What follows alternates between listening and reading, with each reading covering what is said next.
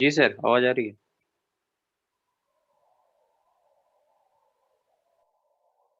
Hello.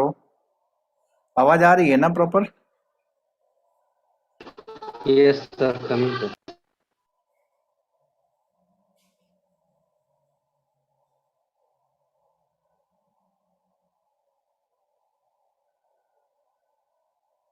Hello, good evening again. BFM का हमारा mission चल रहा है और बीएफएम में हम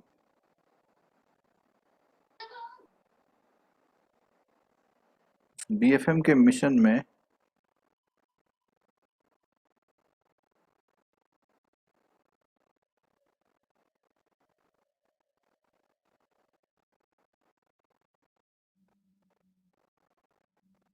हेलो।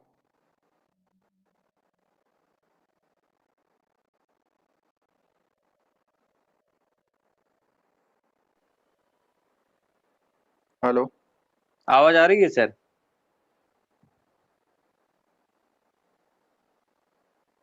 आवाज आ रही है मेरी आप तक? हाँ सर, थोड़ा लो है लेकिन आवाज आ रही है।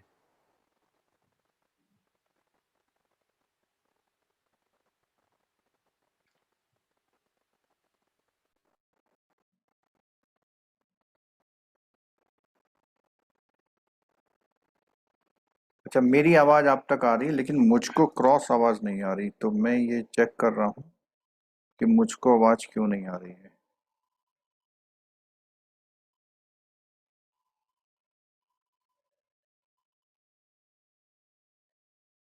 हेलो। हेलो, हाँ ठीक है। आवाज क्लियर है सर। ठीक है, और वो मेरे को आवाज नहीं आती। आप लोग तो वहां से बोल रहे हो कि यस आ रही है सर, लेकिन मुझे नहीं यहाँ पे रिवर्स आवाज नहीं आती है। मैं इससे देखता हूँ ना, इसमें आती है आवाज। चलिए, बहुत अच्छा लग रहा है कि आप लोग चिंतित हैं। चिंतित होना बहुत जरूरी है। चिंतित अगर होंगे तो ही आप इससे बेड़ा पार कर सकते हैं। ठीक है। चलो जी, बहुत आसान सा टॉपिक आज शुरू कर रहे हैं। बीएफएम के मॉड्यूल डी का unit number 22, components of asset and liability in banks balance sheet and there management. Banks balance sheet जो होती है, उसमें कौन कौन से आइटम्स होते हैं और उनका मैनेजमेंट कैसे किया जाता है। तो समवट ये टॉपिक ऐसा है, आपने कई बार पढ़ लिया होगा। केवल इस टॉपिक में वो पॉइंट में कवर करूंगा जहां थोड़ी टिपिकल बात होगी। ठीक है, अब एसेट क्या है, लायबिलिटी क्या है, ये ज्यादा बात नहीं करूंगा मैं, क्योंकि एक बड़ा टॉपिक भी है और उसको हमें कवर करना भी जरूरी था। तो आप चाहे रिवीजन मान लीजिए, चाहे आप इसे कुछ भी मान लीजिए, तो इसको हम कवर यहाँ पर कवर कर रहे हैं। ठीक है। तो पहले मैं आपके साथ स्क्रीन शेयर कर दूं जो मुझे कवर करना है।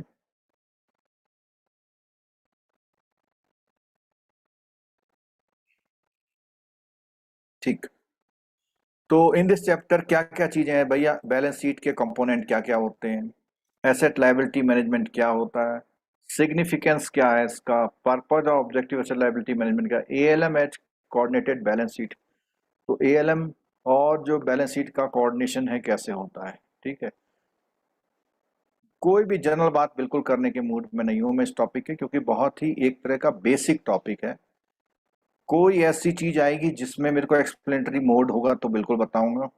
सोर्स ऑफ फंड आप कैपिटल से लाते हैं, रिजर्व से लाते हैं, डिपॉजिट से लाते हैं, बोरोविंग से लाते हैं, अदर लायबिलिटी। ठीक है, उनका एप्लीकेशन कहाँ करते हैं? एक तो आपके पास रहता है, आरबीआई के पास रहता है, या बैलेंस विद बैंक रखते हैं जिसको मनी एट कॉल भी बोलते हैं। यानी आप लोग जो अदर बैंक में बैलेंस रखते हैं, जब जरूरत हो तो ले सकते हैं। इन्वेस्टमेंट करते हैं। ये इन्वेस्टमेंट एक तरह से जो वर्ड आता है, ये मार्केट के लिए आता है। ठीक है, ये बैंक के लिए आया, मार्केट के लिए। एडवांसेस है, फिक्स एसेट होते हैं, अदर एसेट। इस तरह आपका लाइबिलिटी और एसेट जो है ऐड हो जाता है। ठीक है। कैपिटल लाइबिलिटी क्यों है? क्योंकि आपने किसी, ये ओनर्स का स्टेक है, इसलिए आपके लिए लाइबिलिटी होती है। और जब वो बाहर निकलेगा तो वो अपनी लाइबिलिटी ले सकता है। ठीक है। और अगर आपको लॉस होता है तो वो वही फंड जो है आपके लिए कुशन की तरह काम करता है, वो काम आता है। रिजर्व एंड सरप्लस के बारे में थोड़ी सी बात कर लेंगे। आइटम इंक्लूड स्टेटरी रिजर्व, जो कोई भी आप कंपनी चलाते हैं, बैंक चलाते हैं, तो आपके रेगुलेटर जो बोलते हैं इतना पैसा तो आपके पास होना चाहिए, उसमें कैपिटल रिजर्व है। स्टेटरी रिजर्व हो गए जो कानून के रूप से जरूरी है। कैपिटल रिजर्व है कि कुछ कैपिटल का हिस्सा, share premium revenue. Other reserve and balance sheet profit loss भी इसी में आता है। अगर आपको प्रॉफिट हुआ है तो अगले बार ऐड हो जाएगा, नहीं तो माइनस हो जाएगी। डिपॉजिट जो डिपॉजिटर करते हैं, किसी भी तरह के डिपॉजिट होते हैं, और इस डिपॉजिट में आपका इंटरेस्ट भी शामिल होता है जो एक्रूड हो जाता है, क्योंकि वो बैलेंस के रूप में जाता है। ठीक है। बोरोविंग में आप अपने पब्लिक से तो करते ही करते हैं, लेकिन आरबीआई और उसके बाद कुछ इंस्टीट्यूशन हैं, इनसे भी बोरोविंग करते हैं। अदर लाइबिलिटी एंड प्रोविजन की बात आती है। कुछ बिल्स पेबल हैं। इंटर ऑफिस एडजस्टमेंट, यानी किसी आपके एक ऑफिस से दूसरे ऑफिस को कुछ लेना देना, वो एडजस्टमेंट है। इंटरेस्ट एक्रूड मैंने बता दिया था, ये भी आपकी लाइबिलिटी में आता है। अदर्स है। कंपोनेंट ऑफ एसेट में कोई चीज जो, ये मैंने बोला आपको, आप लोग क्या करते हैं, कुछ बैंकों में बैलेंसेस रखते हैं, करंट अकाउंट में रखते हैं या टर्म डिपॉजिट में भी रखते हैं। Under call money market funds are transacted on the overnight. तो यहाँ पर दो तीन बातें हैं। एक होता है कॉल मनी, कॉल मनी में ओवरनाइट होता है। ठीक है। कॉल मनी में 2 से 14 होता है।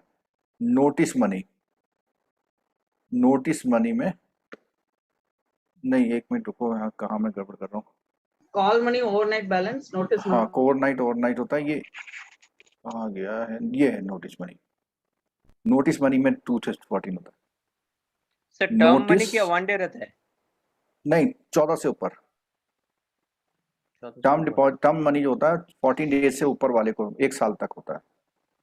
ठीक है। इन्वेस्टमेंट करते हैं आप लोग सिक्योरिटी में, अप्रूव्ड सिक्योरिटी में, शेयर्स में, डिवेंचर्स में। ठीक है। एडवांसेस हैं, लोन देते हैं किस किस तरह से, सीसीओडी टर्म लोन, ये टर्म लोन देते हैं आप लोग। डीएल देते हैं, बिल परचेज कराते हैं लोगों के। ठीक है। सिक्योर्ड अनसिक्योर्ड एडवांसेस होते हैं, कुछ नहीं है इसमें। आगे आगे आगे inter office adjustment.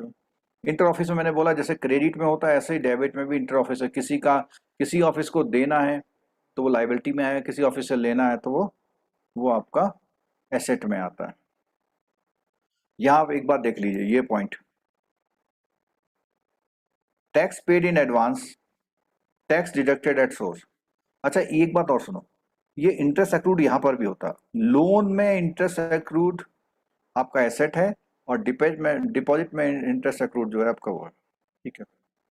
Tax paid in advance, tax deducted at source. This include amount of tax deducted at source on securities and the advance tax paid to the extent that they are not set off against the relative tax provisions। ठीक है। आपके stationery, और अब यहाँ पे देखो, आपके branch में जो स्टेशनरी होती है वो आपका स्टैम्प होता है, और स्टैम्प भी लिखा हुआ है। कई ब्रांचें क्या होती हैं, स्टैम्प को मार्केट से परचेज करके रखती हैं, और परचेज करके रखेंगे तो ब्रांच मैनेजर की केस में, फील्ड अफसर की दरवाज में, अकाउंटेंट की दरवाज में नहीं रखा जाता है। ये परचेज करके बकायदा जॉइंट कस्टडी में रखा जाता है under.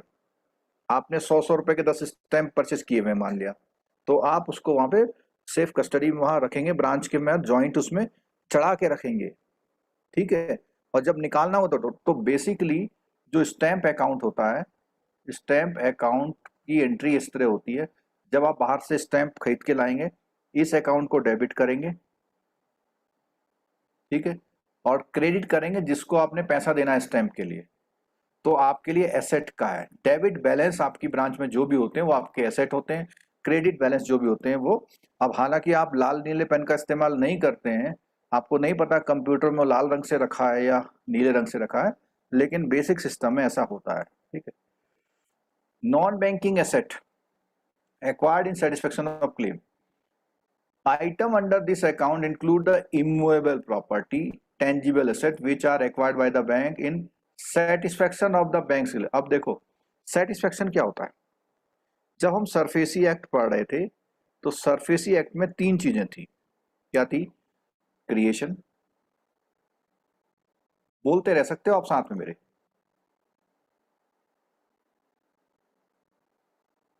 Modification and satisfaction. Creation होता है इक्विटेबल मॉर्गेज क्रिएट करना, मॉडिफिकेशन होता है उसको कैंसिल कराना, ठीक है, कोई चेंजेस कराना, और सेटिस्फेक्शन होता है उसको विड्रॉ करना। जब कोई बोरोवर अकाउंट बंद कर देता है अपना, तो आप इसका सरसई में इसका सेटिस्फेक्शन कराते हैं। तो ऐसे ही कह रहा है कि कुछ ऐसे जो आपने कहीं पे कुछ क्लेम लेने थे उनके अगेंस्ट में bank in satisfaction of the banks claim on others, दूसरों से कुछ पैसा लेना होता है उसको सेटिस्फेक्शन बोला हुआ है, ठीक है। Other other item primarily include the claim that are in the form of clearing item, जो क्लियरिंग के लिए गया हुआ है। Unadjusted debit balance representing addition to asset और the deduction from the liability in advance, कुछ ऐसे अनएडजस्टेड डेबिट क्रेडिट होते हैं उनको भी करने के बाद। कंटिजेंट लायबिलिटी आपको पता है, कुछ ऐसी एलसी गारंटी और एक्सेप्टेंस जो बैंक करे रखता है किसी के लिए, तो वो सब रहता है। Include claims against the bank not acknowledge as debt, कोई डेट की तरह एक्नॉलेज नहीं किया हुआ तो लायबिलिटी है। Liability for partly paid investment, liability on account of outstanding forward exchange contract, other item मतलब फॉरेक्स के डीलिंग्स के भी आउटस्टैंडिंग है। बैंक प्रॉफिट और लॉस अकाउंट, इसमें इनकम है एक्सपेंसेस है, कोई बड़ी बात नहीं है। इनकम आपको पता है इंटरेस्ट इनकम होती है, इंटरेस्ट डिस्काउंट ऑन एडवांस या बिल्स पे लेते हैं, इंटरेस्ट लोन पे लेते हैं, और डिस्काउंट बिल्स पे लेते हैं, ठीक है। बिल्स को डिस्काउंट किया जाता है ना, ये लिखा है foreign bill purchased, domestic and foreign bill purchased and discounted री डिस्काउंटेड, ओवरड्यू इंटरेस्ट सब ये सब आपके इंटरेस्ट इनकम में आते हैं। इनकम ऑन इन्वेस्टमेंट, जब आप कहीं पैसा लगाते हैं तो डिविडेंड मिलता है या इंटरेस्ट इनकम मिलती है, वो आपका इन्वेस्टमेंट का इनकम है। Interest on balance RBI and other interbank fund, this item include the interest earn by the bank on balance with R, मतलब आरबीआई में जो डिपॉजिट है उस पर कुछ इंटरेस्ट आना है, और अदर बैंक में कुछ इन्वेस्टमेंट है वो, कुछ आपने कॉल लोन दे रखे हैं वो, मनी मार्केट में लगा रखा है वो, तो कहीं पे भी इन्वेस्टमेंट कर रखा है तो उसमें इंटरेस्ट जो आता है आपको, ठीक है। अदर्स में आगे all other interest discount income not include, कोई भी किसी तरह की अदर इनकम में एक्सचेंज कमीशन और ब्रोकरेज हो गई। प्रॉफिट ऑन और ऑन सेल ऑफ इन्वेस्टमेंट, अब यहाँ पे क्या है इस बात को देखने रहा, आपने क्या कर रखा है, कुछ सिक्योरिटी ले रखी, कुछ फर्नीचर ले रखा है, लैंड ले रखा, बिल्डिंग मोटर, इसको भी तो सेल कर सकते हैं आप, तो इसकी सेल से जो प्रॉफिट होता है उसको प्रॉफिट ऑन इन्वेस्टमेंट बोलते हैं, ठीक है। Profit on revaluation of investment, अब रिवैल्यूएशन ऑफ इन्वेस्टमेंट समझ लो, the net position that appears after the revaluation of investment will be considered here. In case there is a loss after netting the profit against the losses, it will be shown as there. अब क्या होता है, जैसे आपकी कोई property है, आपने 10 लाख में ली थी आज से 25 साल पहले, अब वो आज हो गई है 10 करोड़ की, तो ये बेसिकली क्या है, ये रिवैल्यूएशन प्रॉफिट बोलते हैं इसको। तो ये भी आप उसमें दिखा सकते हैं अपने उसमें बैलेंस शीट और उसमें प्रॉफिट लॉस में, ठीक है। इसको रिवैल्यूएशन इन्वेस्टमेंट पे रिटर्न बोलते हैं, ठीक है। Profit on sale of land of, ये तो पहले ही बता दिया था कि अगर आप इसको सेल करेंगे, एक रिवैल्यूएशन का मतलब केवल कैलकुलेट कर रहे हैं और सेल का मतलब सेल कर दे रहे हैं। प्रॉफिट ऑन एक्सचेंज ट्रांजेक्शन, तो फॉरेन एक्सचेंज के ट्रांजेक्शन भी इसमें ऐड हो जाते हैं। Income earned by way of dividend वगैरह वो इसमें हो जाती हैं। एक्सपेंसेस की बात करते हैं, इंटरेस्ट एक्सपेंसेस, डिपॉजिट पर इंटरेस्ट देना, आरबीआई ने आपके वहां पैसा रखा, इंटरबैंक बोरोविंग है, उस पर देना इंटरेस्ट, ठीक है। अदर अदर हो गए आपके ऑपरेटिंग एक्सपेंसेस, ये देख लो जरा, इसमें कभी कभी गड़बड़ करते हैं आप लोग। ऑपरेटिंग एक्सपेंसेस क्या होते हैं, जो आपको धंधा चलाने के लिए जरूरी होते हैं, जैसे एम्प्लॉय को कुछ पेमेंट करना, सैलरी है, वेजेस है, अलाउंसेस है, plus other staff benefit like provident fund, gratuity, livery, तो सब कुछ, ठीक है। रेंट, टैक्सेस एंड लाइटनिंग, तो अब क्या है, रेंट है, टैक्सेस है और लाइटनिंग भी आ गया इसमें, जो वाला लाइटनिंग का मतलब इलेक्ट्रिसिटी चार्जेस। प्रिंटिंग स्टेशनरी के खर्चे हो गए आपके। अच्छा एक चीज बताओ, इस स्टेशनरी और वो जो पहले आया था स्टेशनरी, उसमें क्या फर्क है?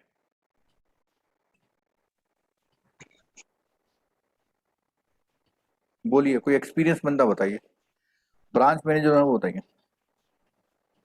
स्टेशनरी कब चार्जेस में आता है और कब स्टेशनरी एसेट में आता है?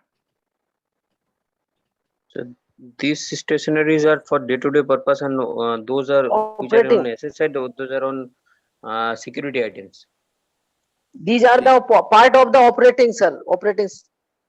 हाँ, तो मैं बताता हूँ, चलो इसको मैं थोड़ा सा प्रैक्टिकल समझाता हूँ। आपने 50,000 रुपए की स्टेशनरी लेके आए, बाजार से लाए, तो इट विल बी एसेट, ठीक है। अब आपने उसे रजिस्टर में चढ़ा दिया। अब आप 2 रजिस्टर निकाल लें उसमें से, जिनकी कॉस्ट 100 रुपए है। तो जो आप स्टॉक में से निकाल देते हैं 100 रुपए, इसको आप एक्सपेंसेस मानते हैं, और आपका एसेट जो हो जाता है 49,800 हो जाएगा, ठीक है। यानी बल्क में जो स्टॉक में रखा हुआ है आपने, उसको स्टेशनरी अकाउंट एसेट बोलते हैं। वहां से डे टू डे यूज के लिए जो निकालते हैं वो आपके एक्सपेंसेस में जाते हैं। पता लगा आपने 20 रजिस्टर ले लिए 5,000 रुपए के, तो 5,000 रुपए आपने खर्च नहीं कर दिए, वो 5 साल में खर्च करेंगे आप, ठीक है।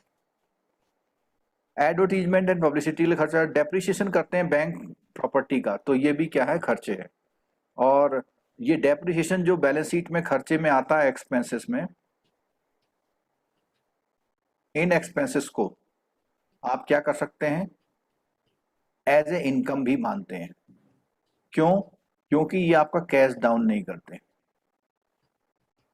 इसका मतलब ये है कि ये आपकी जेब ढीली नहीं करते, खाली किताबों में काम हो रहा है इसका। डायरेक्टर को फीस दे रहे हैं, अलाउंस दे रहे हैं, एक्सपेंसेस दे रहे हैं। अच्छा, डायरेक्टर को सैलरी नहीं मिल रही, देखो समझे, उसे क्या मिलता है, क्या देते हैं डायरेक्टर को इसके अलावा? क्या देते हैं? रेम्यूनरेशन। अरे रेम्यूनरेशन तो सब मिला के इनको रेम्यूनरेशन, डिविडेंड देते हैं। एचआरएम में तो सर यही बताया है, क्या बताया? रेम्यूनरेशन। नहीं, रेम्यूनरेशन तो एक वर्ड है ना, वो सैलरी अलाउंस सब रेम्यूनरेशन में आता है। रेम्यूनरेशन माने कंपनी जो दे रही है ना, वो सब रेम्यूनरेशन में आता है। बोनस वगैरह भी मिलता है उनको।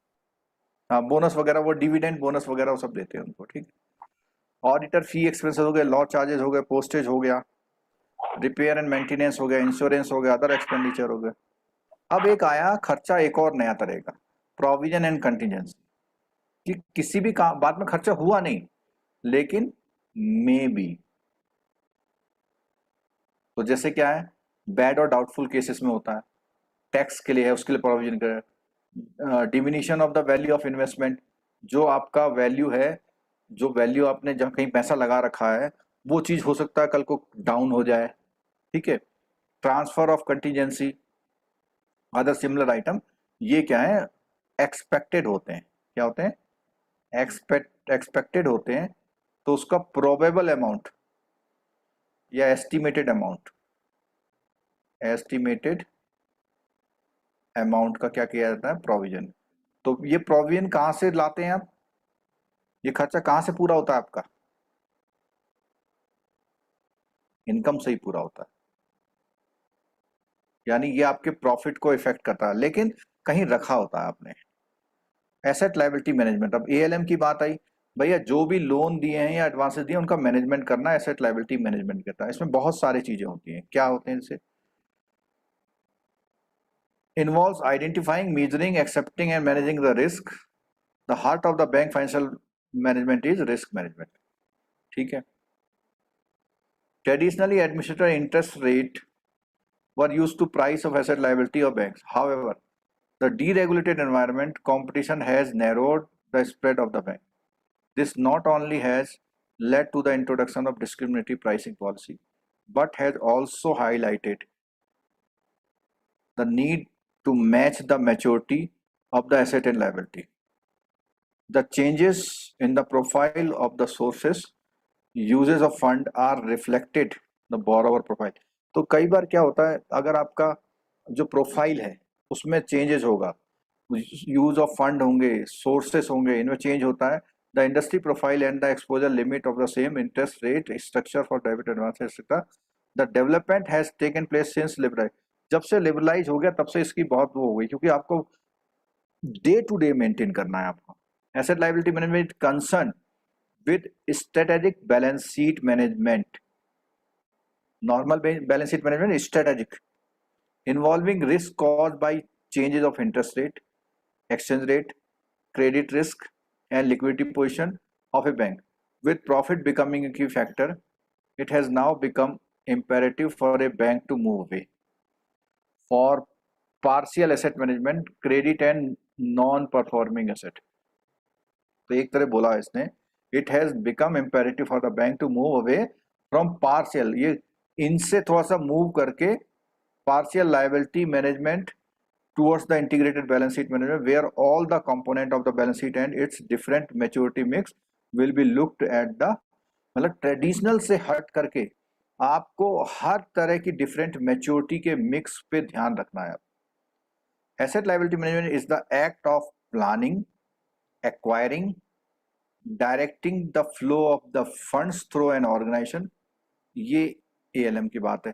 The ultimate objective of this process is to generate adequate stable earning and to stability build an organization equity over time while taking reasonable and measurable businesses. इन सब चीज़ों को करते हुए adequate stable earning करनी है और अपनी बैंक की जो इमेज है, बिल्डिंग है, ऑर्गेनाइजेशन इक्विटी को आने वाले समय में अच्छा करना है. ALM is therefore the management of net interest margin. अब NIM का जो मैनेजमेंट है ALM से होता है कि कहाँ इन्वेस्ट करें, कहाँ नहीं करें. To ensure that its level and riskiness are compatible with risk return objectives of the bank. So ALM is more than just managing the individual asset and liability category well. It is an integrated approach to bank financial management to requiring simultaneous decision about the type and the amount of financial asset liability bank hold and the mix and volume. मतलब कहने का मतलब है कि किस type का कितना amount हुआ और उसको मिक्स करना, mix and volume of financial asset and liability.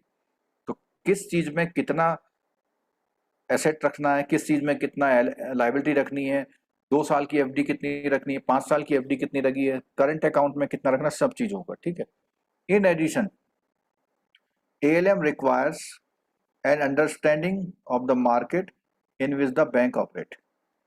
ALM requires an understanding to the market in which bank, जिस मार्केट में बैंक ऑपरेट कर रहा है वहां की कंडीशन के अकॉर्डिंग अपने पूरे अंडरस्टैंडिंग रखनी पड़ती है ALM वालों. ठीक है.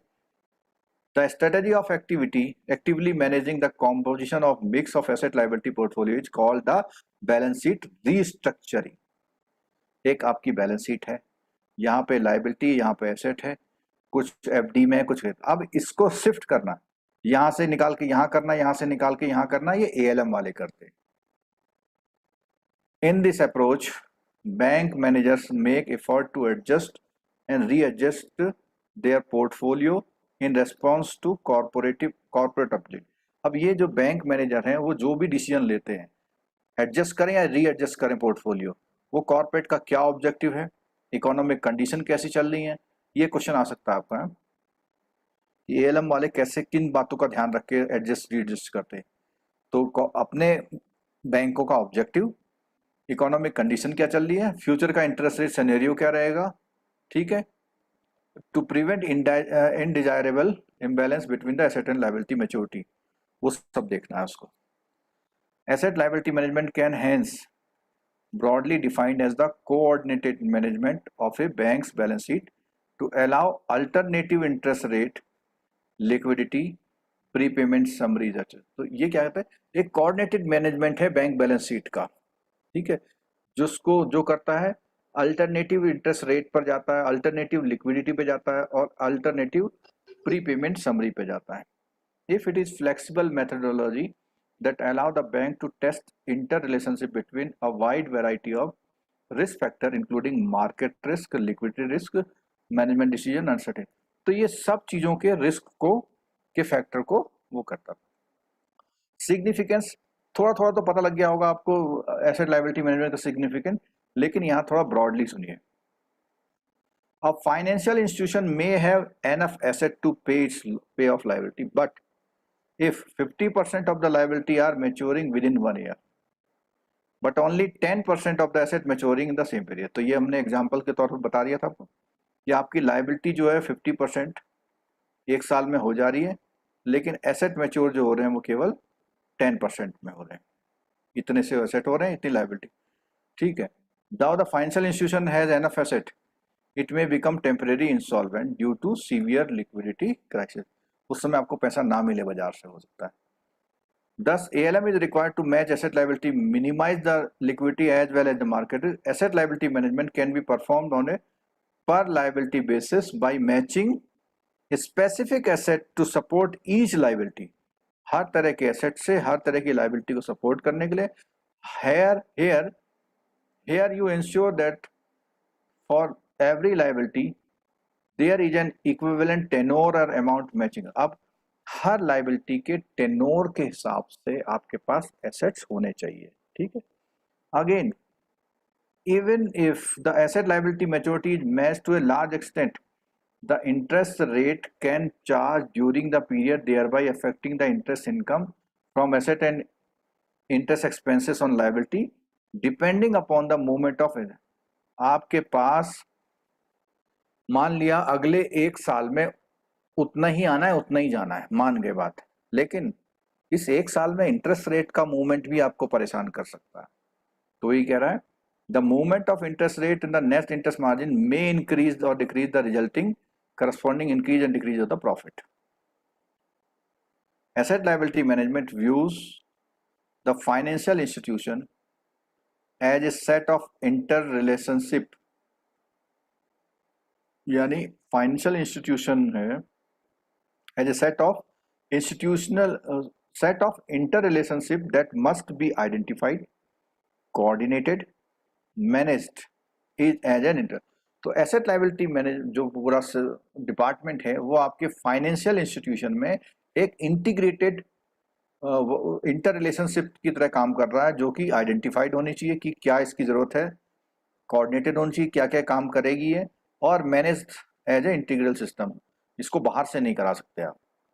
The primary management goal is the control of interest income and expenses and the resulting the net interest margin on the ongoing basis। Some of the reason for growing significance, अब उसमें क्या है आजकल क्यों इसकी इंपॉर्टेंस बढ़ जा रही है उसके बारे में था। वॉलेटिलिटी, कि भैया डे बाय डे, पहले तो एक बार रेट ऑफ इंटरेस्ट चेंज होते तो 10 महीने तक कुछ नहीं होता था, अब तो क्या अभी आज ये है कल कुछ हो जाएगा। तो डी रेगुलेशन जब से आया है द ये क्या है वर्ड यार, देखना आप लोग, such free economic are reflected, same है। इसका मीनिंग क्या होता है भाई? वेगेरीज ऑफ, कोई देख के बता देना मेरे को। Vagaries of the such free economic, मतलब एक तरह से इसको ध्यान में रखते हुए समझ लो, money supply and the overall credit position the market, the exchange rate and the price levels, इन सबको ध्यान में रखते हुए, और डी रेगुलेशन जो हुए हैं बैंकों में for a business which involves trading money, rate fluctuation invariably affect the market value, yield, cost, asset। तो ये सब चीजों के चेंज होने की वजह से को ही एक तरह से वॉलेटिलिटी, बहुत फास्ट फ्रीक्वेंट चेंज होता है। वेगेरीज माने देखा किसी ने?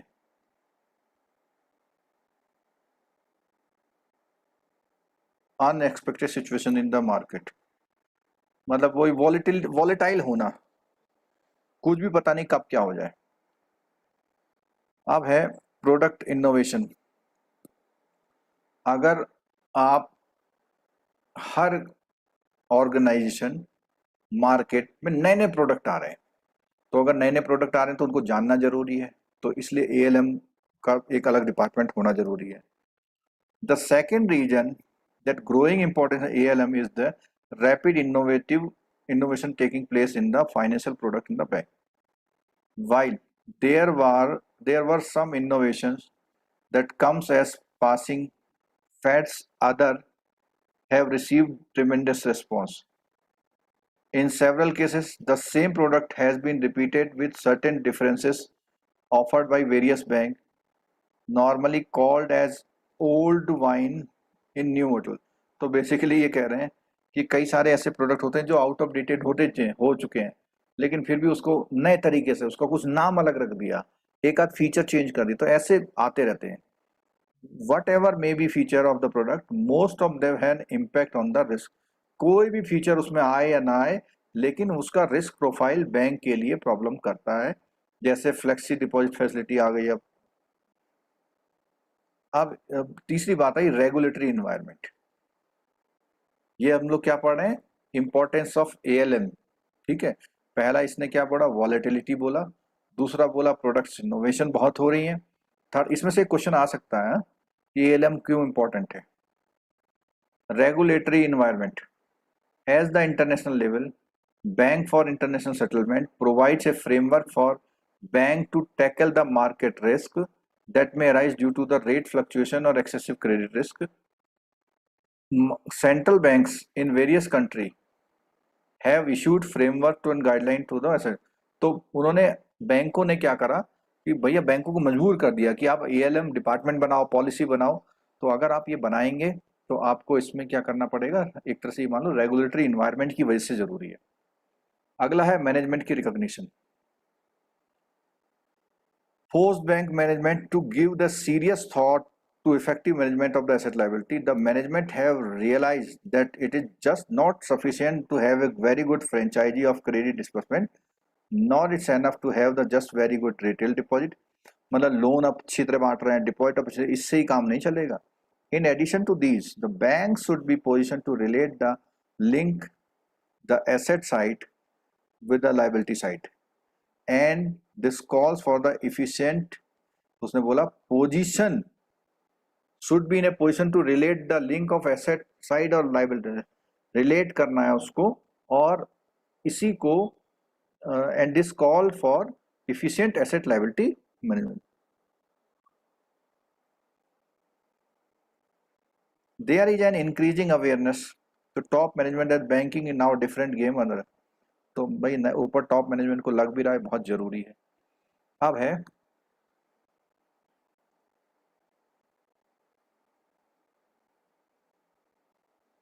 चलो एक क्वेश्चन का आंसर दीजिए. एसेट लायबिलिटी मैनेजमेंट आपके कौन से रिस्क को मैनेज करता है? liquidity, Liquidity risk. और credit risk, credit risk भी, और operational risk, all types of risk. All type of risk.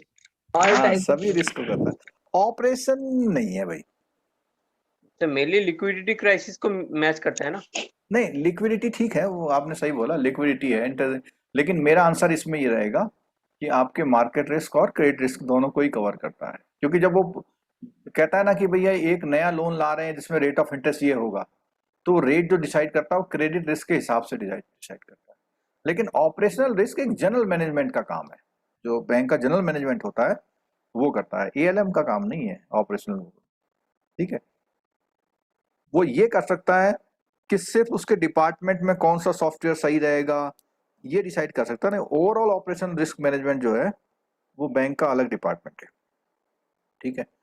Purpose and objective of the, क्या पर्पज है, ऊपर तो इनका आ गया कि क्यों ALM करना चाहिए. अब क्या है इसके पर्पज एंड ऑब्जेक्टिव क्या है. इफेक्टिव अगर होगा, aims to manage the volume, mix, maturity, rate sensitivity, quality, liquidity and asset liability as a whole so as to attain a predetermined acceptable risk reward ratio. Risk reward ratio है कितना risk में कितना return मिलेगा. Thus, the purpose of ALM is to enhance the asset quality, quantify the risk associated with the asset and liability and further manage them. तो पहले तो क्या है कि आपको एसेट की क्वालिटी को वो करना. तो अब एसेट की क्वालिटी को वो करने का मतलब क्रेडिट रिस्क को वो करना. एसेट की क्वालिटी को मेंटेन करने का मतलब क्रेडिट रिस्क को करना, quality in the risk associated, और उस एसेट लायबिलिटी में जो भी रिस्क है उनको देखना और उनको लायबिलिटी एंड फर्दर मैनेज, और उनको मैनेज करना। सच प्रोसेस में कौन कौन से प्रोसेस करता है वो, जो इस चीजों को मैनेज करने के लिए, इन रिस्कों को मैनेज करने के लिए एसेट क्वालिटी को क्या करता है, इंटरेस्ट रेट स्ट्रक्चर को रिव्यू करता है, same interest to the product profile both asset, दोनों तरफ के एसेट लायबिलिटी के उसमें देखता है, examining the loan and investment portfolio, examining the loan and investment portfolio in the light of the foreign exchange risk and liquidity risk that might arise। तो क्या बोला इसमें, examining the loan and investment portfolios in the light of foreign exchange risk and, तो वो foreign exchange risk और liquidity risk के case में इन चीजों को एग्जामिन करता रहता है। एग्जामिनिंग द, देखो आ गया ये क्रेडिट रिस्क, आ गया क्रेडिट रिस्क, ठीक है। कंटिजेंसी रिस्क में originate either due to rate fluctuation और अदर, ठीक है। Reviewing of actual performance against the projection made, profit loss कितना हो रहा है, कितना स्प्रेड है हो रही, देखो कहीं पर भी इसमें ऑपरेशन रिस्क का नाम नहीं आया, ठीक है। अब ये कुछ पॉइंट्स आए हैं, क्या क्या खास बातें हैं इसमें, तो उसने बोला manage various risk, primarily aim to stabilize the short term profit, long term earning and long term substance quality of the bank. तो ये है उसके short term profit, long term earning और जो लॉन्ग टर्म सब्सटेंस क्वालिटी है उस चीज को करना। तो क्या चीजें हैं, parameter data are selected for the purpose of stability, क्या क्या चीजें हैं पैरामीटर में, नेट इंटरेस्ट मार्जिन को स्टडी करना, नेट इंटरेस्ट इनकम को, नेट इंटरेस्ट मार्जिन को, और यहाँ पर इकोनॉमिक इक्विटी रेशियो। तो इन तीनों चीजों को, ये तीन पैरामीटर को, these the parameter are selected for the purpose of stabilize, asset liability management को स्टेबलाइज करने के लिए तीन पैरामीटर वो यूज करता है। अब एनआईआई और एनआईएम में फर्क यहाँ पर आएगा, ठीक है। इससे छोटा सा एक नंबर का न्यूमेरिकल भी आ सकता है आपका, ठीक है। तो नेट इंटरेस्ट इनकम बहुत ब्रॉड टर्म है, सिंपल है, क्या जो इंटरेस्ट इनकम आप कमा रहे हैं, जो इंटरेस्ट एक्सपेंसेस दे रहे हैं, उनका डिफरेंस आपका नेट इंटरेस्ट इनकम होता है, ठीक है। तो बोला हुआ है शॉर्ट टर्म प्रॉफिट की बात आई, ठीक है। In order to stabilize short term profit, bank have to minimize, और इसका फ्लक्चुएशन क्या रखना है इसने, मिनिमाइज रखना है, मतलब ज्यादा वेरिएशन ना आए। अब आए दूसरा net interest margin, net interest margin इसको समझ लीजिएगा। Net interest margin defined to net interest income divided by average total asset. तो जो इनकम हो रही है वो आपके टोटल एसेट से डिवाइड करिए आपने, जो ऊपर एनआईआई थी, एनआईआई थी, उसको आपने टोटल एसेट से डिवाइड किया, ठीक है। Net interest margin can be viewed as a spread on earning asset, ये एसेट है आपके अर्निंग, तो उस पे स्प्रेड क्या है वो देखने के लिए। इनकम बहुत आसान है, ठीक है। नेट इंटरेस्ट मार्जिन में the net income of the bank comes mostly from the spread maintain between interest income and, तो ऊपर बोला था नेट इनकम तो वैसे आ गई, the higher the spread the more will be NIM. अगर स्प्रेड आपका ज्यादा रहेगा, वो डिफरेंस ज्यादा रहेगा, तो आपका एनआईएम। क्यों, इसका देखो, कोई मुझे बता सकता है इसमें एसेट से क्यों डिवाइड कर रहे हैं, इसमें आपके लायबिलिटी से क्यों नहीं डिसाइड कर रहे? सर इनकम, क्योंकि एसेट पे इनकम आएगा ना। इंटरेस्ट इनकम तो सर एसेट से ही जनरेट होता है ना, और नेट इंटरेस्ट इनकम तो सर एसेट माइनस एसेट से जो इंटरेस्ट अर्न होता है माइनस जो एक्सपेंसेस नहीं, होता है। मुझे वो आंसर नहीं मिला जो मैं सुनना चाह रहा हूँ। ऐसा है, इसका रीजन ये है, वो ठीक है, वो सब लोग सही बता रहे हैं, ठीक है। इसका रीजन ये है कि एसेट के इंटरेस्ट रेट हमेशा लायबिलिटी से ज्यादा रखे जाते हैं, ठीक है, इसलिए। तो इनकम एसेट दे रहे हैं हमको, तो पहले उन्होंने कहा इनकम इसलिए एसेट से डिवाइड कर रहे हैं, ठीक है। तो अब वो बोल रहा है कि जितना स्प्रेड ज़्यादा होगा उतना एनआईएम ज़्यादा होगा, यानी ये वाली वैल्यू जितनी ज़्यादा होगी उतना वैल्यू होगा। There exist a direct correlation between the risk and return, और ये जितना रिस्क है उतना रिटर्न होगा, हमने शुरू में ही पढ़ लिया था ये बात। As a result greater spread only imply enhanced risk exposure, but since any business is conducted with the objective of making profit and achieving higher profitable target, it is the management of the risk and not risk elimination that hold the key to success. ये last line में देखो क्या बोलता है, since any business is conducted with the objective of making profit and achieving higher profitability is the target, it is the management of risk. ना तो यहाँ पे अब देखो सुनो, वो ये कह रहा है कि ये जो बिजनेस के जो ऑब्जेक्टिव हैं वो रिस्क को एलिमिनेट करने के नहीं होते हैं, कभी भी हमेशा रिस्क को मैनेज करने के होते हैं। यानी अगर आप रिस्क को एलिमिनेट करना चाहते हैं तो आप क्या करेंगे, जरा अब मैं बताऊं आपको कि आपको बोला जाए कि भैया बिल्कुल रिस्क हटा दो, तो आप एएलएम में बैठे हुए हैं, क्या करेंगे आप?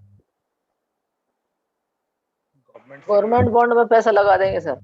बिल्कुल। इंटरेस्ट घट जाएगा। तो उससे क्या आपका ये ऑब्जेक्टिव हो जाएगा मेकिंग प्रॉफिट का? उतना नहीं होगा। नहीं होगा तो आपको रिस्क एलिमिनेट नहीं करना है, लगाना है रिस्क, देना है क्रेडिट कार्ड, देना है पर्सनल लोन, लेकिन मैनेज करते हुए देना, ठीक है। अगली बात आ गई economic equity ratio. Economic equity ratio, ये वहां पे एक क्वेश्चन मिल सकता है, कई बार ऐसा ना सीआईबी वाला ऐसे से ढूंढ ढूंढ के क्वेश्चन लाता है, इसे आप पढ़ना छोड़ देते हैं, ठीक है। The ratio of the shareholder funds to the total asset measures the shift in the ratio of owned fund to total fund. This fact assesses the sustenance capacity of the bank. Sustenance से मतलब होगा लंबे समय तक बने रहना। तो इसने बोला the ratio of share holder fund, share holder ने कितना पैसा लगा रखा है अपॉन टोटल एसेट, ठीक है। अब यहां पे एक चीज सुनिए, इक्विटी रेशियो की बात आई ना, तो इक्विटी मींस शेयर होल्डर, ठीक है, और टोटल एसेट, अच्छा किसी बैंक के एसेट शेयर होल्डर से बनते हैं या किसी और चीज से बनते हैं? Sir current assets, Shareholder. Contract और टर्म एसेट्स, फिक्स एसेट्स। नहीं, मेरा क्वेश्चन था कि बैंक अपने एसेट कैसे क्रिएट करता है, उसके लिए फंड कहां से लाता है? इक्विटी से बनाता है, इक्विटी से बनाता है, इक्विटी से बनाता है सर। और जो उसकी लॉन्ग टर्म लायबिलिटीज रहेगी वहां से भी बनाता है। लायबिलिटी से भी बनाता तो है। Long term liability Means- equity हुआ। सिंपल सुनो सुनो सुनो, आपके जो एसेट बनते हैं वो कैपिटल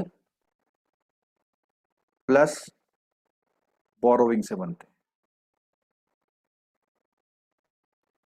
यानी जो आपने डिपॉजिट ले रखा है, पब्लिक का डिपॉजिट भी बोरोविंग है, प्लस या कोई भी बोरोविंग, प्लस आपने जितना पैसा लगा रखा है वो बना के एसेट बने।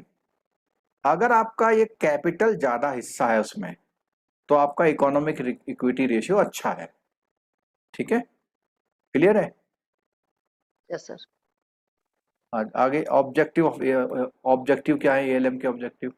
तो ऑब्जेक्टिव में ये क्वेश्चन यहाँ से पूछ सकता है। तो उसने बोला and at a micro level the objective of asset liability management are twofold. Micro level पे टू फोल्ड का होता है। It aims the at profitability through pricing matching while ensuring liquidity by. तो दो बातें, ये क्वेश्चन आ सकता है आपका कि टू फोल्ड कौन से हैं? प्रॉफिटेबिलिटी थ्रू प्राइस मैचिंग, कि मार्केट में प्राइस मिला जुला के ऐसे रखे जाएं कि प्रॉफिट हो जाए। दूसरा liquidity by means of maturity matching, कि मुझे कभी भी किसी के बाहर जाना ना पड़े मांगने, ठीक है। आगे देखो प्राइस मैचिंग। तो प्राइस मैचिंग कैसे करता है वो? मार्केट में सब देखता है, क्या बोलता है Maintain spread by ensuring that deployment of the liability will be at the higher rate than the cost. Basic aim होता है, क्या करता है कि deployment of liability will be at rate higher than the cost. क्या मतलब हुआ इसका, बताओ तो जरा. Aims to maintain spread by assets ज्यादा ens- इंटरेस्ट पे दे देंगे. uh, yes sir, clear sir. ये कहने के वाले जो अपने पास लायबिलिटी है उसको इस तरीके जो एसेट्स पे दिया जाए कि उनका एसेट्स की ज्यादा इंटरेस्ट मिले. लाइबिलिटीज deploying की the कॉस्ट of मतलब जो liability. लाइबिलिटीज यूज होंगी एसेट क्रिएट करने के लिए जितना इंटरेस्ट हाँ. पे कर रहे हो उनका उससे ज्यादा पे interest higher देना. होगा. rate of अच्छा interest ठीक है, will मैं be more than ठीक the है, मैं deployment. क्यों कंफ्यूज हुआ था, एक वर्ड नहीं देख पाया था, विल बी. तो ये बोला डिप्लॉइंग ऑफ लायबिलिटी, मतलब लायबिलिटी को ऐसी जगह डिप्लॉय करेगा जो कि जिसका रेट ज्यादा हो लाइबिलिटी से. ज्यादा होगा. ज्यादा होगा. ठीक है. This exercise would indicate whether the institution is in position. तो ये जो एक्सरसाइज करता है उससे वो प्रॉफिट देखता है कि benefit from rising interest rate by having a positive gap. अब ये वाली बात आ गई, पॉजिटिव गैप, जहाँ पे ये जो एसेट लायबिलिटी दिखा रहता है ये हमेशा मैच्योरिंग वर्ड होता है इसका. मैच्योरिंग का मतलब जो मैच्योर हो रहे हैं एसेट. लायबिलिटी का मतलब जो मैच्योर हो रही लायबिलिटी. तो अगर आपके एसेट ज्यादा मैच्योर हो रहे हैं तो आपके पास पैसा ज्यादा आएगा, तो पॉजिटिव गैप बोलते हैं. और उसी के अलावा negative gap liability minus asset. ठीक. Liquidity, liquidity is ensured by grouping these asset liability based on their maturing profit. अब यहाँ तो प्रॉफिट मेकिंग तो वो कर ले रहा किससे, इंटरेस्ट रेट को मैनेज करके. लिक्विडिटी के लिए क्या कर रहा है, मैच्योरिटी पर प्रोफाइल मेंटेन कर रहा है. जो ऊपर वो गैप आ गया था उसको मेंटेन कर रहा है. The gap is then assessed to identify future financing requirement. However there are often maturity mismatch which may certain extent affect the expected yield. तो दो फोल्ड है प्राइस मैचिंग. ये जो इस समय की स्क्रीन है इसको आंखों में बसा लो, इसमें से एक क्वेश्चन आ जाएगा आपका, ऑब्जेक्टिव ऑफ एएलएम. चलो अच्छा, एक चीज और है, ये जो एएलएम हम सब पढ़ रहे हैं ना, ये एएलएम हमारे मार्केट रिस्क के पार्ट में भी काफी आता है. वहां पे भी है ना, ऑल को बना हुआ है. ठीक है. ALM as coordinated balance sheet management. क्या है इसमें, stage 1 specific balance sheet management function. क्या करता है, asset side management will include. Asset side में क्या करता है, reserve position management, liquidity management. इसको केवल थोड़ा रीड, बहुत कंसंट्रेट होकर रीड कर लेना. ठीक है.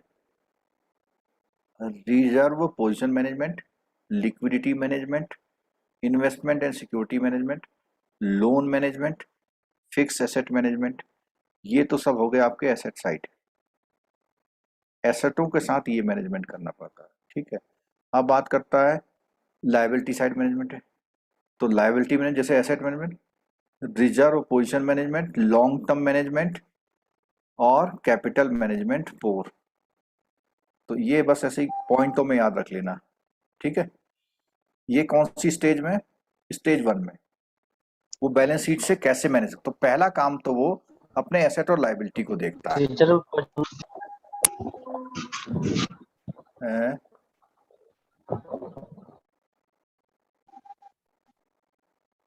नहीं कह रहे, चलो जरा यूट्यूब वालों से बात करते हैं. हाँ जी, यूट्यूब वाले क्या कह रहे हैं देखें जरा.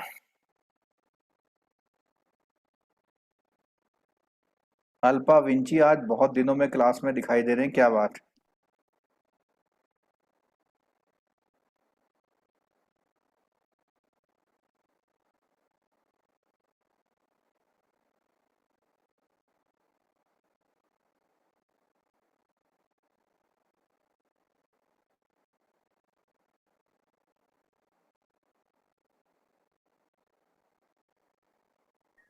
सर इतने लोगों का नाम आप याद कैसे रखते हैं?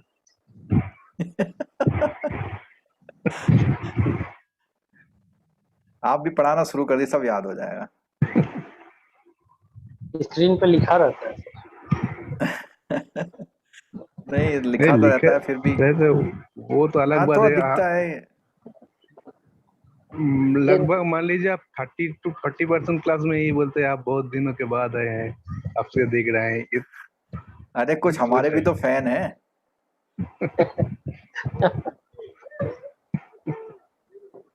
चलो कुछ। लकी बख्शी जी बोलते हैं सर सिलेबस पूरा नहीं होना लगता है। अरे बाबा, सिलेबस पूरा होना छोड़ो, जितना समझ पा रहे हो और याद रख लोगे वो जीत है आपकी। अगर 5 टॉपिक नहीं भी करते हैं फर्क नहीं पड़ता, 60% सिलेबस ठीक से अगर आप करके जाते हैं, पास होने के 99% चांस होते हैं। सिलेबस पूरा होने में केवल अंडरस्टैंडिंग हो सकती है, रिवाइज होना है जरूरी। मनोज गिल जी बोल रहे हैं traditional securitisation and synthetic securitisation, ये आया था लग रहा आज क्वेश्चन में। ट्रेडिशनल सिक्योरिटाइजेशन एंड सिंथेटिक, मुझे लगता है जो ये वाला आजकल नया वाला जो सरफेसी वाला है वो सिंथेटिक सिक्योरिटाइजेशन है, मतलब एक डिवाइस किया हुआ। सिंथेटिक मतलब एक डिफरेंट प्रोसेस से कोई चीज बनाई जाती है।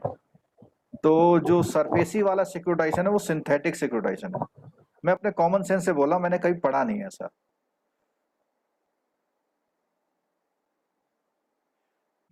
एक एडवाइस कर रहा हूं मैं आपको, न्यूमेरिकल के लिए अगर आपको किसी भी चैनल पर कोई केस स्टडी जैसी करा रखी है उसको करना, लेकिन अगर वो आधे घंटे में करा रखी है तो उसे 5 मिनट में करना है आपने। मीन्स उसकी स्पीड बढ़ा के, जहां जहां कैलकुलेशन बोली है वो देख करके, ठीक है। कॉन्सेप्ट तो मैंने कई सारे करा रखे हैं, तो अगर कहीं दिखता है तो इस तरह करना।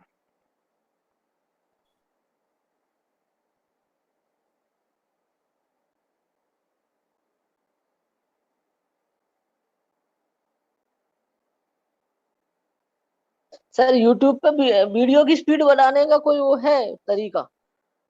हाँ हाँ, उसमें वो सेटिंग का ऑप्शन, लेकिन लाइव क्लास की नहीं बढ़ा सकते आप। नहीं, उसका वीडियो यूट्यूब पर ही है, लेकिन मुझे हाँ आइडिया हाँ, नहीं है बढ़ किस जाएगा।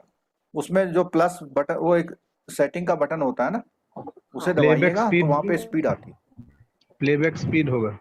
हाँ, मैं बताऊं, जैसे हाँ, आप टूर सर का जो कौन सा वीडियो है बटन वो बताया? 1.75 तक देख सकते हो, क्योंकि बहुत स्लो बोलते हैं ना अच्छा। सर, ठीक है। और जो हम्म। तेज बोलते हैं उनको 1.5 या 1.25 पे देख सकते नहीं सर, आपका 1.5 देखते हैं तो बहुत ज्यादा स्पीड हो जाता है। आपका हो। नहीं, मेरा मैक्सिमम तो मैं स्लो नहीं बोलता ना, कई बार 1.25 ही तो मैक्सिमम। स्पीड बढ़ाने में शब्द गायब हो जाते हैं। हाँ, बहुत हाँ, फास्ट हो तो जाता है वो सर वाला 1.5। जो है आप कर सकते हैं इसे।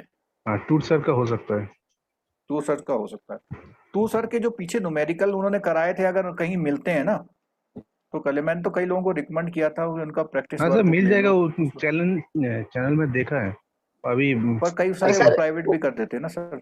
हाँ हाँ, नहीं नहीं अभी है, अगर उसी अभी दिन है, देख लो तो नहीं नहीं अभी है, बहुत सारे है। चलो आगे बढ़ते हैं। 499 में मिल रहा है सर उनका केस स्टडी। हाँ सर ले है सकते हैं, लेकिन अब टाइम नहीं है इतना करने का। 499 में उनका केस स्टडी मिल रहा है, एमसीक्यू मिल रहा है सर।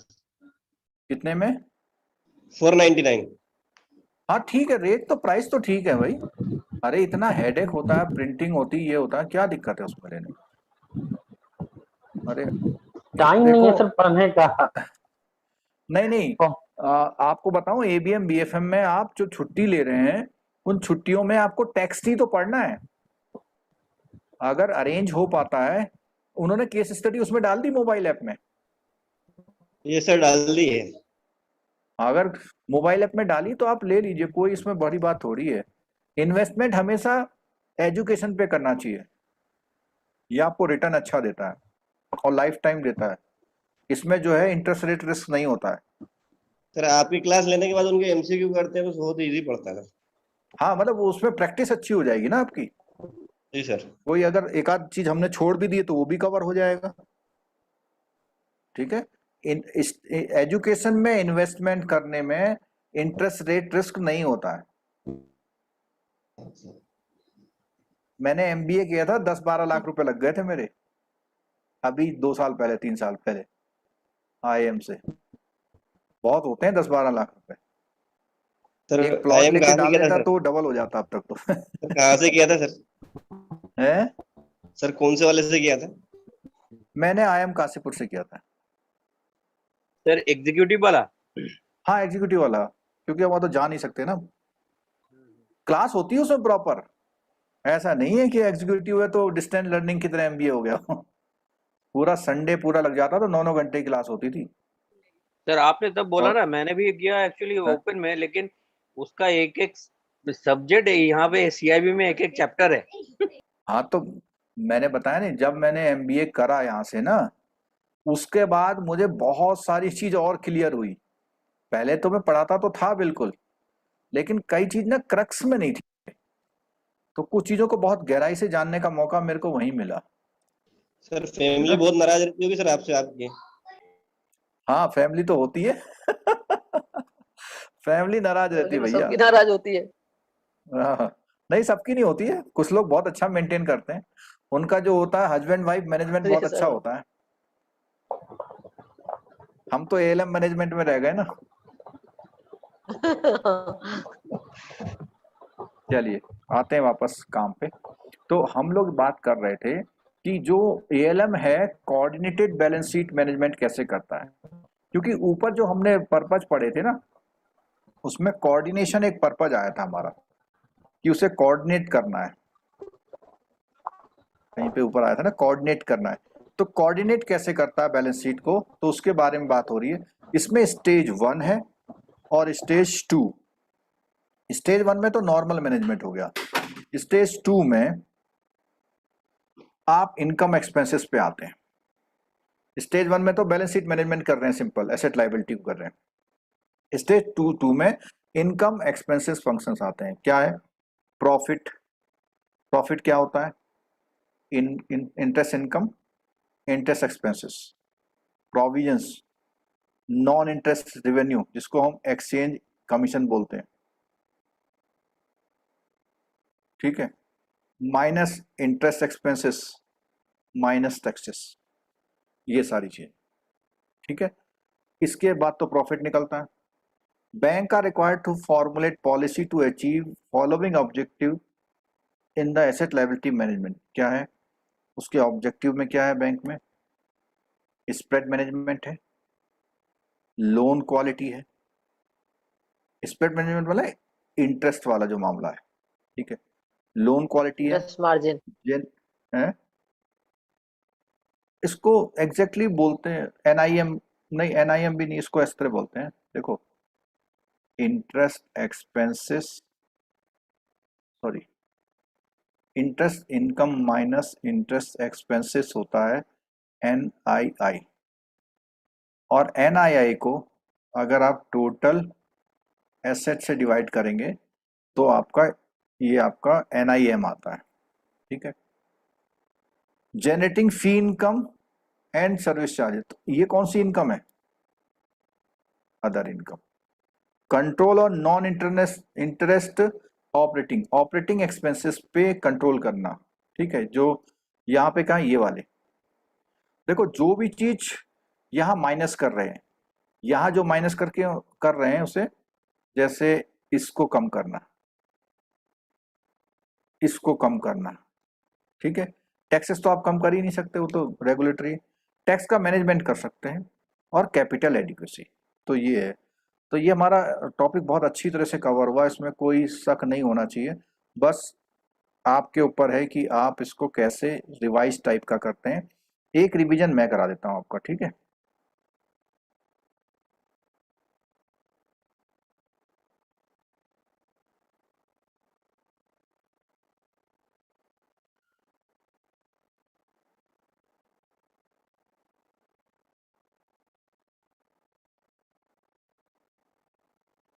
कंपोनेंट में बिल्कुल बात नहीं करूंगा, बहुत सिंपल चीज है, कहीं आपको नहीं कोई डाउट होगा, केवल जो इसके ऑब्जेक्टिव वगैरह थे उस पर बात करेंगे।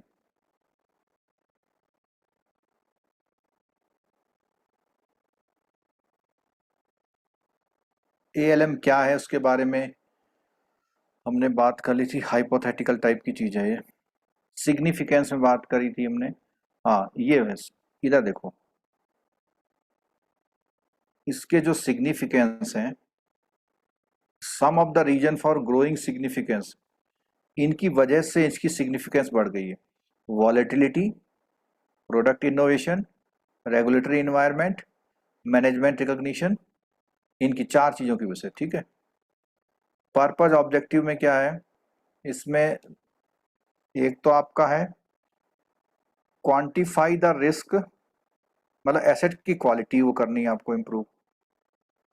ठीक है, तो एसेट की क्वालिटी इम्प्रूव करने के लिए ये चीजें करनी है। रिव्यू करने, interest rate, loan and investment का एग्जामिन करना है कि ठीक ठाक चल रहा है, चल रहा है। क्रेडिट और कंटीजेंसी रिस्क को एग्जामिन करना है, और एक्चुअल परफॉर्मेंस की कैसे हो रही है, उनकी प्रोजेक्शन के अगेंस्ट तो नहीं चल रही है, जैसा उन्होंने सोचा वैसा होनी चाहिए। फिर यहाँ पे 3 चीजें आई, इसमें से एक क्वेश्चन पक्का आएगा, मैंने बोल दिया आपको। NII, NIM और इकोनॉमिक इक्विटी रेशियो। देखो इकोनॉमिक इक्विटी रेशियो में क्या था कि आपकी इक्विटी डिवाइडेड बाय क्या है, याद है, बोलो? Total asset sir, asset. Asset, total asset sir.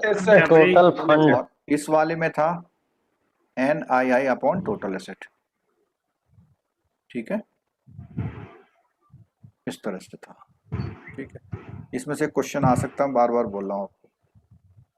Objective में 2 फोल्ड ऑब्जेक्टिव, यहाँ से भी एक क्वेश्चन पूछ सकता है कि एक तो है प्राइस मैचिंग करना, यानी रेट ऑफ इंटरेस्ट तय करना, दूसरा है लिक्विडिटी, कि भाई टाइम से पैसा मिल जाना चाहिए। और कोऑर्डिनेशन में 2 स्टेजेस हैं इसकी। पहली स्टेज में सिर्फ एसेट लायबिलिटी को मैनेजमेंट करना, और दूसरी स्टेज में क्या है, बोलो? इनकम एक्सपेंसेस के फंक्शन को करना। ठीक है,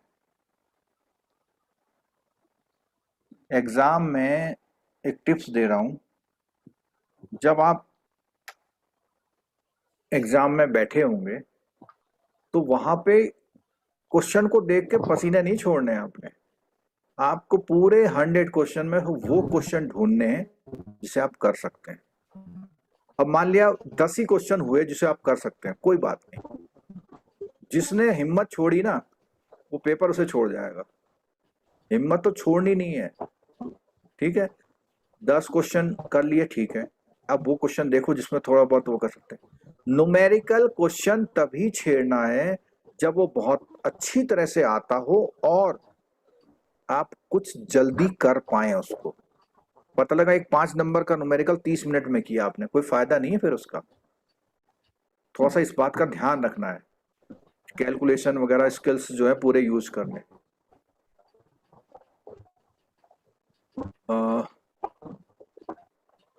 कुछ YouTube में कुछ बोल रहे हैं, ऋषिनाथ जी बोल रहे हैं RAROC of NS2 sir class is super. Rishinath ji इसका लिंक भेज दीजिएगा, हम भी बच्चों को भेज देंगे। ठीक है, बहुत ही महंगा कर लिया सर। क्या महंगा हो गया भाई? धीरज Prasad ji 66 LRV to 10 clear है। आशीष वाजपेयी, ABM का रिवीजन कैसा होगा? लगभग 3 क्लास डेली, 5 डेज, 5 दिन है हमारे पास, और 30 आवर्स, और कम से कम 2-3 छुट्टी ले लो। किसी को वीक में छुट्टी मिल रही तो ले लो भैया, है ना? छुट्टी लेके फायदा होगा पक्का। तो ये आप वो करिए। कल की क्लास का ध्यान रखिएगा। कल सुबह जो है मॉर्निंग 7 AM पर क्लास हो, 7 बजे क्लास है। और टॉपिक मैंने अभी शेयर नहीं किया आपसे। नहीं किया सर अभी। तो अभी कुछ बता रहे हैं, टाइम बताए। मॉड्यूल ए के लिए बोला था शायद, मॉड्यूल ए। हाँ, इकोनॉमिक वाला। अच्छा आप लोग बताओ कि सुबह में ये करूं या BFM करूं? BFM सर ABM ही कर दीजिए सर। ABM ही BFM कर तो दीजिए ज्यादा टफ हो रहा है, ABM करो, सुबह ABM। और नींद आती है सर। देखो भैया, नींद भी तो छोड़ दो, नहीं एबीएम को किए बहुत दिन हो गए सर, अब दोबारा वो रिवीजन हो जाएगा तो थोड़ा उधर भी कर ना लेंगे, नहीं तो रिवीजन इधर नहीं, अभी इधर। तो 3-4 टॉपिक तो मैंने छेड़े ही नहीं उसी में।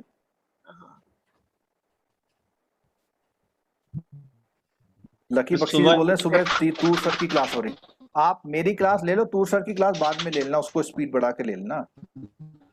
वो लाइव क्लास रहती सर, वो उनकी यूट्यूब पे अवेलेबल नहीं रहती, फिर सुबह 7:30 बजे MCQs कराएंगे। तो बाद में अरे तो दोनों खोल लेना, एक मोबाइल पे खोल लेना, उसमें खोल लेना। उसमें एक क्या को इन कान में लीड लगा लेना, एक को दूसरे कान में लगा लेना। सर तुक्का मारने का भी कोई स्ट्रेटेजी है क्या? इसका सर MCQ तुक्का मारने का चल- कोई स्ट्रेटेजी है? जो क्वेश्चन किसका- एकदम से किसका? नहीं आ रहा है, तुक्का मारने का। उसमें अच्छा। किसको टिक करे सर? अरे तो भाई तुक्का इसका मारने क्या सर, स्टडी लगाए। नहीं सर मैं बताऊं, strategy? मेरा जो लगाओगे ना सर, 20 साल का जो सर उसको experience है, छोड़कर बताऊं मैं दूसरा लगा दो। हाँ बोलो, आप बोलो। हाँ MCQ का मेरा 20 साल का एक्सपीरियंस है। हाँ आप लोगों को जो 100% कॉन्फिडेंस है जी ये सही है, सिर्फ उसी उसको को नहीं छोड़कर- लगाना है। नहीं उसको उसको उसका नहीं, नहीं। सिर्फ उसको करके आइएगा। और जो रिमेनिंग मान लीजिए आपको 100 क्वेश्चन में से आप सिर्फ 30 कर पाए हैं, आप वो जो 70 है ना उस सबको B या C मत दीजिएगा।